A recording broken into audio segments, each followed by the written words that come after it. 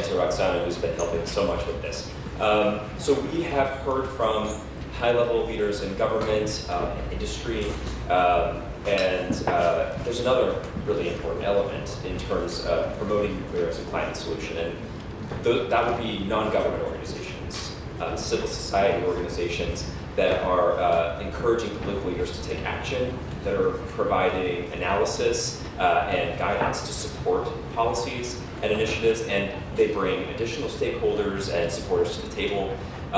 Really, they help shape the public dialogue that goes along with this issue and shape the image of nuclear itself. So it's a very important part of this discussion, and that's why I'm very excited to have a panel of experts from civil society organizations, and we're going to go ahead and bring them up right now. If you guys could come up and take your seats, and I'll introduce you as you're getting seated. We've got Eric. You want to come up? And Frank, but come on, take your seats on this side over here.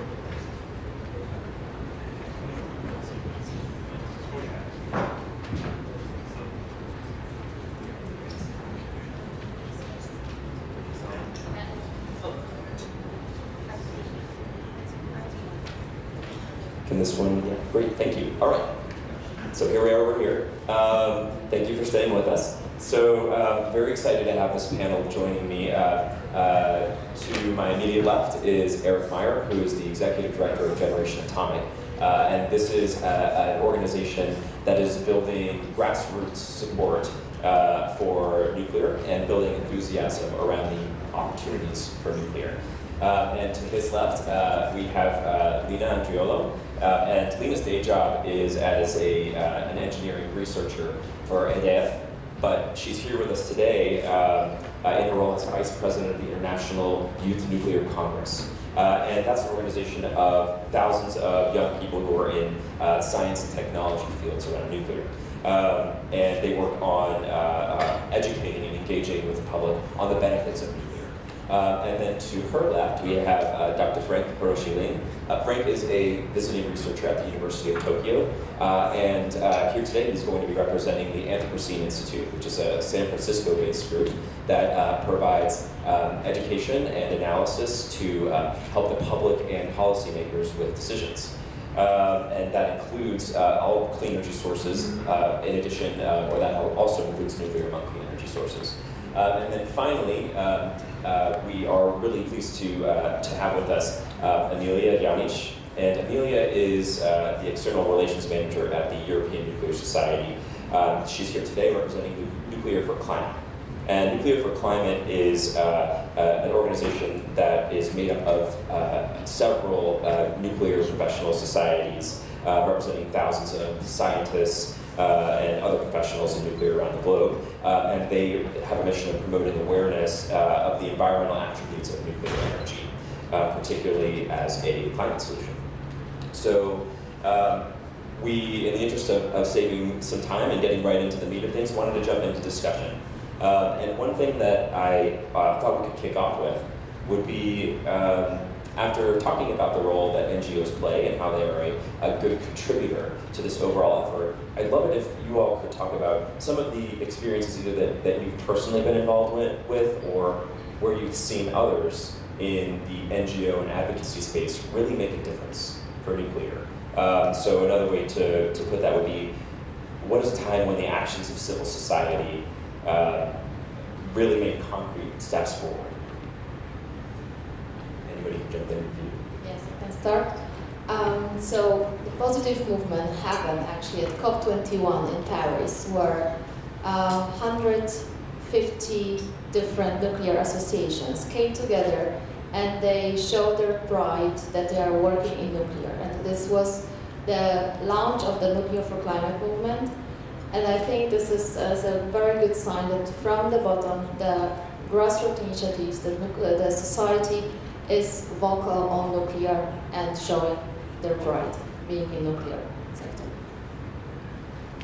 The first thing that jumped to mind for me was in 2016, we organized something called the March for Environmental Hope.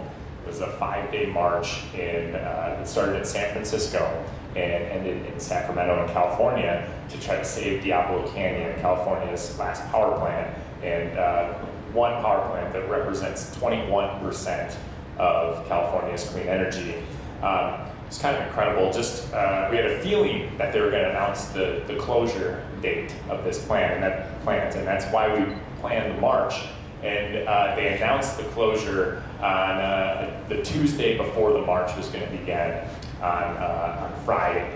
And so a lot of the employees of the plant that were planning on coming were very dejected. They decided not to come. And as the person counting the numbers, I went from having 100 people confirmed coming down to about 18 overnight. But because of that closure that was announced, we got some press around the fact that this march was happening. So all of a sudden, all these pro-nuclear environmentalists just came out of the woodwork and signed up. People who had never met before joined our march, and we had over 100 people in San Francisco carrying hand-painted signs, singing songs, chanting together. Most of them never met each other until that day.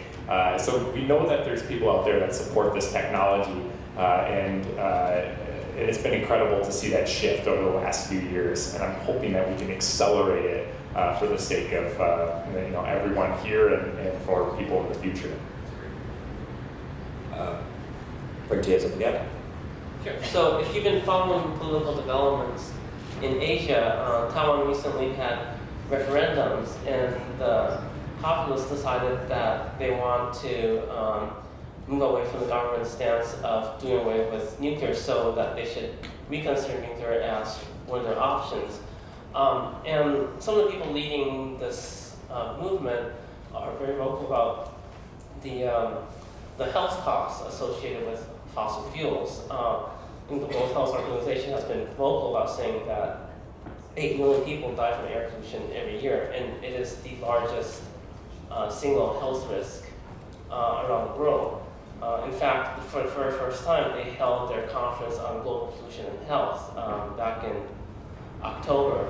And so that's one issue that I believe drove the Taiwanese to adopt a reconsideration of nuclear. The other is, of course, energy security. So Taiwan, Japan, Korea, and other countries are highly dependent on imports for their energy fuels. And so any disruption in that supply would ultimately also disrupt their economy. And so there's risks that they're very keenly aware of. Yeah, I think you bring up 2 really good points. One being that in Taiwan, that wasn't necessarily a government action that made the difference. That was a popular action. Right. And that doesn't necessarily happen without some significant organization.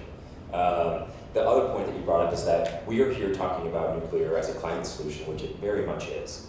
But when we're reaching out to the public, that might be effective in engaging some people, but it might be other issues that bring people to the table. And you brought up too, public health and national security or energy security. We had been talking a little bit earlier, Amelia, about maybe some of the public opinion around nuclear in Poland and maybe what supports that or what is driving that. Anything you want to say about that? Yeah, in Poland, for example, 65% of the society is in favor of nuclear. So I think the Polish society is also looking very much forward of kicking off the nuclear program here. So one other thing that I wanted to mention, and it's been a theme here at COP in general, is a focus on advocacy around youth. And several of the groups represented here today do prioritize or have a special emphasis on trying to increase engagement among younger generations. Why is that, and how do we have evidence to suggest that that is a particularly effective strategy? So maybe I can start on this one. I think that it's important to reach out to youth because our generation and the generations to come will have to deal with the consequences of climate change. So it's important that we have our say in how we are going to address this. And I think that it is very important to do some knowledge transfer about this and really go into communication and go across the aisle and reach out to other groups that are not aware of the benefits of nuclear science and technology in this regard. I think this is also important to bring the young generation into the discussion and into the movement, is also to give the picture that this is not outdated technology run only by seniors, but also young professionals working in nuclear are proud of this, what they are doing, and this is very strong message, even to the opponents. Yeah, I totally agree with that. So I work with a lot of college students that are studying nuclear engineering. It's just it's a built-in constituency for volunteers, right? They have that motivation. Oh, maybe they're working for their jobs, right? They want to make sure they have an industry to go into. That's not it for these kids. I ask them all the time, why are you doing this? Why are you spending your time when you should be doing your calculus homework? And what they say is because they got into nuclear and they're spending their time volunteering because they're worried about climate change. I'm just thinking of this group of nuclear engineering students from the University of New Mexico that I met at a student conference. I heard that there was going to be a hearing on a spent fuel storage facility in their state. I didn't realize it was a 3.5-hour drive from their university. I told them about it, and then the next week they had rented a van.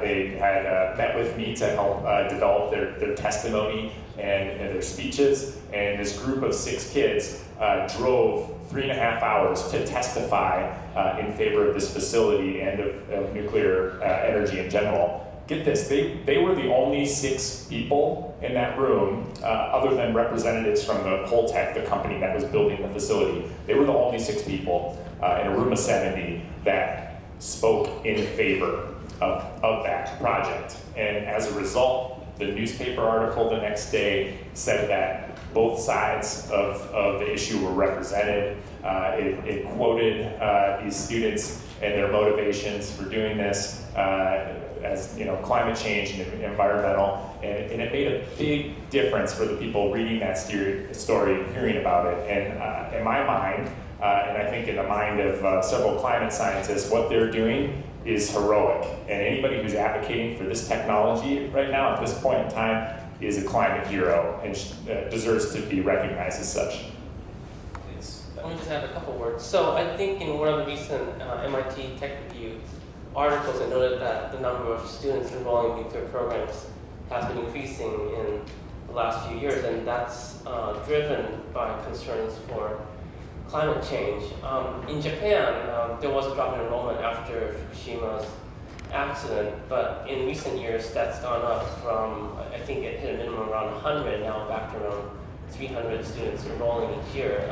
It may not necessarily be driven by climate, but there's general easing in terms of students or younger population thinking that there is a future in this industry. One little comment to this, I think it is also important that young people are quite pragmatic as well. So when they see the job opportunities in the sector, they will go for it. So I think it is also important that stakeholders bring together the message, yes, there is a job. There are jobs, a lot of jobs waiting for you as soon as the programs are kicking off. Well, I see a few people are submitting questions. That's great. Before we get to those, though, Roxanne, I think we have one more person that wanted a question. Carter, you have a chance. Before we get to that, I did want to turn to the audience for a second for just a little participation. If you could do me a favor and raise your hand if you work in some degree or capacity around nuclear energy, or if you consider yourself a nuclear advocate. Raise your hand. Okay, great, this is awesome, great to see them. Now, if you didn't just raise your hand, will you be bold and please raise your hand now? Anybody that didn't just raise their hand? Okay, I think there are three.